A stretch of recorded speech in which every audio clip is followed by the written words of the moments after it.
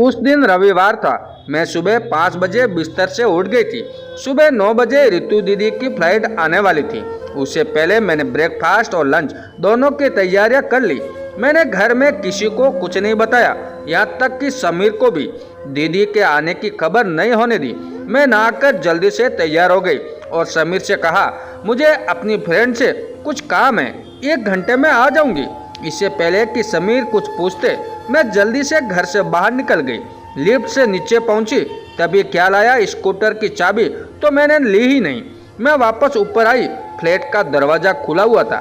ज्यों ही मैं अंदर आई, मम्मी की आवाज़ कानों में पड़ी, देख समीर, संध्या इस घर की लड़की नहीं बहू है। ये भला कोई कायदा है जींस टॉप पहनने का। स्कूटर उठाया और चल दी। न बड़ों का लिहाज, न आंखों में शर्म। मम्मी, आप किस जमाने की बात कर रही है? आजकल हर लड़की जींस टॉप पहनती है, दीदी भी सब कुछ पहनती है। उन्हें तो आप कुछ नहीं कहती। दीदी दूसरे घर की हो गई है, वो कुछ भी करे मुझे क्या। और ये तुझे आजकल हो क्या गया है? 4 दिन शादी के हुए नहीं, हर दम बीवी की तरफादारी करता रहता है। इतने में पापा की आवाज़ आई, गीता खामोश हो जाओ, क्यों व्यर्थ में अपने साथ साथ सबका दिमाग खराब कर रही हो? पढ़ी लिखी हो, जमाने के साथ चलना सीखो। इतनी अच्छी बहू मिली है, उसकी कद्र करो। मैंने चुपचाप चाबी उठाई और बाहर निकल आई। पापा ने मेरा ढेरों खून बढ़ा दिया था। मैं एयरपोर्ट पहुंची। दीदी की फ्लाइट आधा घंटा लेट थी। मैं लॉबी में जा बैठी और आंखें बंद कर विचारों के सागर में डूबने उतरने लगी। समीर ने मेरी मित्रता बीटेक के अंतिम वर्ष में हुई थी। चंद दिनों में ही दोस्ती की सीमा लांघकर हम प्यार की ओर बढ़ गए। हम दोनों को बेंगलोर की 2 अलग कंपनियों में जॉब मिली थी। जॉब लग गई, कब समीर अपने मम्मी पापा के साथ मेरा हाथ मांगने आए और कब हम दोनों का विवाह हो गया, पता ही नहीं चला। पलकों पर सतरंगी सपने संजोए मैं समीर के घर आ गई। चौथे दिन हम दोनों को हनीमून के लिए निकलना था। शाम का समय था। मैं अपने कमरे में पैकिंग में व्यस्त थी। तभी मेरी सास ने समीर को अपने कमरे में बुलवाया। कुछ देर बाद समीर लौटे तो उनका चेहरा उतरा हुआ था। वह कुछ परेशान दिखाई दे रहे थे।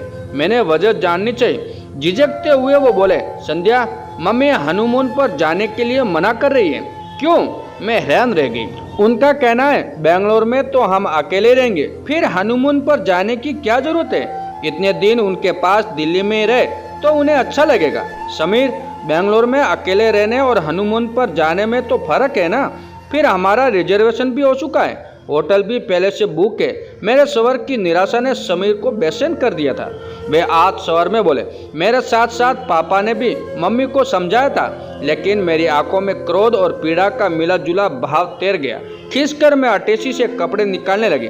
तभी जहन में शादी से पूर्व अपने मम्मी के कई शब्द आ गए। उन्होंने कहा था, संध्या, शादी के बाद लड़की ससुराल में कितनी जल्दी एडजस्ट होती है, ये ससुराल वालों के साथ साथ लड़की की स्वयं की सोच और व्यवहार पर निर्भर करता है। थोड़ा सा सब्र और धैर्य रिश्ते को मजबूत बनाने में मदद करता है। मैंने खुद को सहज करने का प्रयास किया और फीकी मुस्कुराहट के साथ बोली, तुम टेंशन मत लो, हम बेंगलोर से ऊटी घुमाएंगे। लेकिन बेंगलोर पहुंचकर भी हम लोग ऊटी नहीं जा पाए। शादी में ली गई छुट्टियों के कारण ऑफिस में काम बहुत था। हनीमून पर जाने का रोमांच और उसकी मदकता के एहसास से मैं वंचित ही रही। दिल्ली से आए 2 माह हो चुके थे। मेरी और समीर की गृहस्थी धीरे धीरे व्यवस्थित हो रही थी। समीर बहुत कोऑपरेटिव थे। हम दोनों में अच्छी अंडरस्टैंडिंग थी। एक दिन दिल्ली से पापा यानी मेरे ससुर जी का फोन आया कि वे और मम्मी बेंगलोर आ रहे। मैं खुश थी। मुझे ख्याल आया क्यों ना चुपचाप अपनी ननद रितु दीदी को भी पुणे से बेंगलोर आने का निमंत्रण दे दूं। उनके अचानक चले आने से समीर और मम्मी पापा सरप्राइज हो जाएंगे। मैंने दीदी को फोन मिलाया। उन्होंने 10 मिनट बाद आने का आश्वासन दिया। मम्मी पापा आ गए। मैंने 2 दिन की छुट्टी ले ली ताकि आते वे दोनों अकेला ना पड़ जाए। मैं खुश थी। उनका ज़्यादा से ज़्यादा ख्याल रखकर अपना इम्प्रेशन जमा लेना चाहती थी, पर मम्मी का टिपिकल सास वाला रवैया मेरी समझ से परे था। उनकी पैनी दृष्टि हरदम मेरी निरीक्षण करती रहती थी। जरा सा मौका हाथ आया नहीं कि उपदेश देना शुरू कर देती थी। यही नहीं, समीर के घर के कामों में हाथ बटाना भी उन्हें खटकता था। एक सुबह ऑफिस जाने से पहले मैं सबके लिए नाश्ता बना रही थी। समीर वॉशिंग मशीन से कपड़े निकालकर सुखा रहे थे। मम्मी से रहा नहीं गया। बालकनी में जाकर बोली, समीर, ये क्या कपड़े तू सुखा रहा है? इसमें हर्जी क्या है मम्मी? संध्या भी बहुत बिजी रहती है, सब कमाते दोनों हैं तो घर का काम भी दोनों को मिलकर करना चाहिए। समीर बोले, अच्छा अब तो बड़ा समझदार हो गया है, पर पहले कभी तूने ऐसी समझ नहीं दिखाई। अपनी माँ का हाथ तो तूने कभी नहीं बटाया। ओहो मम्मी कैसी बातें करती हो। चलो इस बार दिल्ली आऊँगा तो सारा काम मैं करूँगा, तुम बस पलंग पर बैठकर हुक्म चलाना। माँ के गले में बाहें डालकर समीर हंस दिए थे। मुझे बहुत बुरा लग रहा था, मम्मी के इस एटीट्यूड ने उनके आने की सारी खुशी काफूर कर दी थी। अब मुझे अफसोस हो रहा था क्यों मैंने रितु दीदी को इनवाइट कर लिया। अकेले मम्मी का ये हाल है तो जब बेटी भी साथ होगी तब क्या होगा। वो तो मम्मी को और भी मेरे खिलाफ भड़काएगी, आखिर नड़न जो ठहरी। लेकिन अब कुछ नहीं हो सकता था, तीर कमान से निकल चुका था। फ्लाइट आ चुकी थी। बाहर आने पर रितु दीदी ने मुझे गले लगा लिया। दीदी को देख घर में खुशी की लहर दौड़ गई। समीर मुस्कुराते हुए बोले, संध्या ने मुझे भी कुछ नहीं बताया, तुम दोनों लड़कियों ने हमें अच्छा सरप्राइज दे डाला। पापा ने कहा, पापा ये प्लान आपकी बहू का था, इसी ने चुपके से मुझे इनवाइट किया था। रितु दीदी के जवाब पर पापा ने मम्मी की तरफ इस अंदाज से देखा मानो कह रहे हो, देखो अपनी बहू की काबिलियत।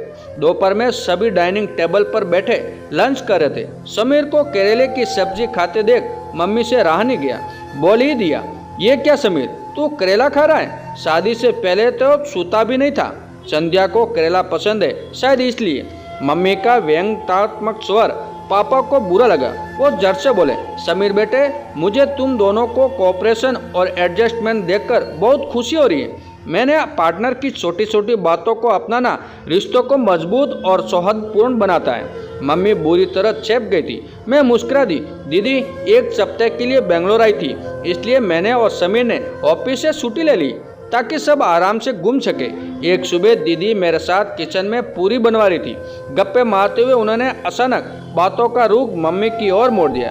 वो बोले, संध्या जब से मैं आई हूँ देख रही हूँ मम्मी तुम्हें कुछ न कुछ बोल देती है, पर तुम उनकी बातों को दिल से मत लगाना, वो मन की बहुत अच्छी है। दीदी मैं किसी के मन को तो नहीं जानती, जैसा व्यवहार मेरे साथ होगा मेरा मन उसी के अनुसार रिएक्ट करेगा। कभी कभी मुझे मम्मी की बातों का बहुत बुरा लगता है, फिर सोचती हूँ आखिर जो माँ इतने अरमानों से अपने बेटे की शादी रचाती है वही बहू की सबसे बड़ी आलोचक उसकी प्रतिद्वंदी कैसे बन जाती है। शायद इसकी वजह से उसके पूर्वाग्रह या फिर उसके अवचेतन मन में दबी हुई असुरक्षा की भावना है, कहीं बेटा उससे दूर ना हो जाए। इसी शंका के चलते वो चाहे या अनचाहे नहीं चाहती कि बेटा बहू की ज्यादा केयर करे। अभी मेरी बात पूरी नहीं हुई थी कि मम्मी की चीख सुनाई दी। हम बाहर भागे। बाथरूम से आते हुए मम्मी का पाँव फिसल गया था। दरवाजे से टकराने के कारण माथे से खून बह रहा था। हम लोग बुरी तरह घबरा गए। पापा ने सारा देकर उन्हें सोफे पर बिठाया।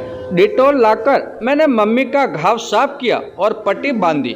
मैंने कहा, मम्मी घबराइए मत, मेरे साथ डॉक्टर के पास चलिए, मैं स्कूटर निकाल रही हूँ, समीर आ जाए तो मैं उसके साथ चली जाऊंगी।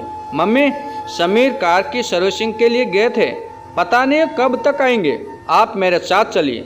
डॉक्टर से पट्टी करवाकर मैं लौटी तभी समीर आ गए। अरे मम्मी को क्या हुआ? समीर घबरा उठे। कुछ भी तो नहीं, मामूली सी चोट है, दरवाजे लग गया था। अपने प्रति बेटे की चिंता को देख मम्मी परेशान हो गई। मम्मी आप आराम कीजिए, घूमना कैंसिल। समीर बोले, घूमना कैंसिल नहीं होगा, मैं बिल्कुल ठीक हूँ। रितु क्या रोज रोज बेंगलोर आएगी? रितु दीदी की अनचिया के बावजूद मम्मी घूमने गई। शाम को सब लोग घूमकर लौटे। चाय पीकर मैं और समीर अपने कमरे में आराम करने चले गए। समीर तो सो गए पर मैं बिस्तर पर लेटी थी। पापा मम्मी और दीदी ड्राइंग रूम में आराम से बैठे बातें कर रहे थे। उनकी आवाज़ें मुझे साफ सुनाई दे रही थी। दीदी बोली, मम्मी आपने देखा संध्या को, उसे आपकी कितनी फिक्र हो गई थी, फिर भी आप हमेशा संध्या को कमियां ढूंढने की कोशिश करती है, उन दोनों पर व्यंग कसती रहती है। आपका यही एटीट्यूड रहा तो आपके रिश्तों में तो खटास आ जाएगी, समीर और संध्या के रिश्तों में भी तनाव पैदा हो जाएगा, तब क्या आपको अच्छा लगेगा? पापा ने गहरी सांस ली, बोले, छोड़ो रितु, तुम्हारी मम्मी की समझ में कुछ नहीं आएगा। दरअसल तुम्हारी मम्मी के दो चेहरे हैं, अपने बेटे के सामने उनका एक चेहरा और बहू के सामने दूसरा। तुम्हारे हनीमून पर मलेशिया जाने से ये कितनी खुश थी, लेकिन बेटे बहू का हनीमून प्रोग्राम खुद कैंसिल करवा दिया। दामाद बेटी का ख्याल रखे तो खुश होती है, लेकिन बेटे का बहू की हेल्प करना इन्हें तनिक नहीं छुआता। तब बेटा जोरू का गुलाम की पदवी पा जाता है। तुम्हारे घर जाती है तो किचन में तुम्हें घुसने नहीं देती, जबकि यहाँ किचन में जाना ही नहीं चाहती। पूछो इनसे, इतने दिन हो गए यहाँ आए हुए, कभी बेटे बहू को उनकी पसंद का बनवा कर कुछ खिलाया? रितु दीदी कुछ रुक कर बोली, मम्मी मुझे विश्वास नहीं हो रहा है कि आप ऐसा कर सकती हैं। अब वो जमाना गया जब सास बहू के रिश्तों में कड़वाहट हुआ करती थी। जैसे जैसे लेडीज एजुकेटेड होती जा रही है, रिश्तों के नए आयाम बनते जा रहे हैं। आज की सास ने वो टिपिकल ललिता पवार वाला चौका उतार फेंका है और उसकी जगह ले ली एक पढ़ी लिखी समझदार औरत ने, जो अपनी बहू के लिए भी उतने ही चने ही ले जितनी अपनी बेटी के लिए। यही वजह है कि आजकल सास और बहू के बीच दोस्ताना रिश्ते हैं। मम्मी, छोटी छोटी बातें जीवन में बहुत महत्व रखती हैं। इनसे रिश्तों में नजदीकियां भी आती हैं और दूरियां भी पैदा हो जाती है। पापा बोले, तुम्हारा यही रवैया राग गीता ने तो संध्या दिल्ली आना चाहेगी और नहीं तुम्हें बेंगलोर बुलाना चाहेगी। हम आज की युवा पीढ़ी को दोष देते हैं कि वो संयुक्त परिवार में रहना ही नहीं चाहते, पर क्या इसकी एक वजह हम लोगों का दोषपूर्ण व्यवहार नहीं है? गीता, नारी के कितने रूप होते हैं। वो किसी की आज्ञाकारी बेटी है तो पतिव्रता पत्नी भी है, ममता में माँ है तो अनुशासित प्रिय सास भी है, जिसे एक पराये पौध को अपने बगिया में इस तरह रोपित करना चाहता है ताकि वो पौधा सिर्फ जमीन ही न पकड़ ले बल्कि भली भांति पलवित और पोषित भी हो। पर कुछ अपने पूर्वाग्रह और कुछ नासमझी के कारण महिला इस भूमि को निभाने में अक्सर चूक जाती है। मैं तुम दोनों की बात अच्छी तरह समझ रही हूँ। सच कहूँ तो आज सुबह से मुझे इस बात का एहसास हो रहा है कि मैं गलत कर रही हूँ। मम्मी की आवाज़ रुआसी हो गई थी। अगली सुबह एक नए आगाज के साथ आई। अपने प्रति मम्मी का स्नेहहीन व्यवहार देखकर मैं सोच रही थी, स्वयं को बदलना कोई कठिन काम नहीं है, जरूरत है बस अपने नजरिए और इच्छा शक्ति में बदलाव लाने की। रितु दीदी को बुलाने का कितना सार्थक सिद्ध हुआ था, ये मुझे अब महसूस हो रहा था। उन्होंने अपनी समझदारी से ये साबित कर दिया था कि आज की पढ़ी लिखी ननंद भाभी का रिश्ता जीवन में कितना मिठास घोल सकता है।